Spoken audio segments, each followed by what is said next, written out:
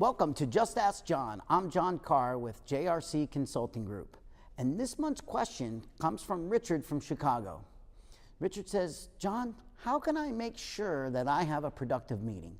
Well, at JRC Consulting Group, we have 3 key elements that should set you up to have a great productive meeting. The first thing, number 1, is make sure you set an agenda and the expectations.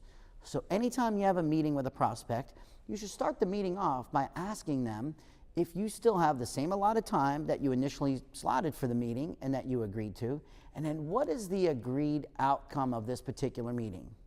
For example, if you are meeting the prospect for the first time, you can say we're going to discuss your needs and wants today and determine if we may be able to help you or not. If we are able to help you, we'll schedule a follow-up meeting. Now, if it's a closing meeting, this is a different type of thing here. Now, when you want to close, you're going to want to say something like, today we're going to present to you a solution that we feel will increase your revenue, or whatever it is that you're going to provide the solution for your particular prospect. And at the end of today's meeting, we're going to be planning on making a decision on whether or not we can move forward. And that's a pre-close right there, so you make sure that you do that. So make sure you set the agenda and the expectations. The second thing is, stay focused on the topic of the meeting, no matter what the topic is.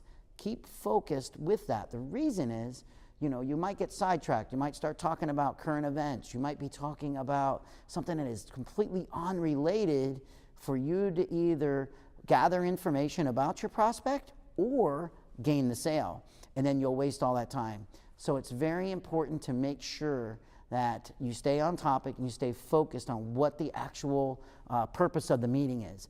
Maybe a little while into the meeting, you can move forward and start discussing other things about current events or whatever it is, but stay focused, key.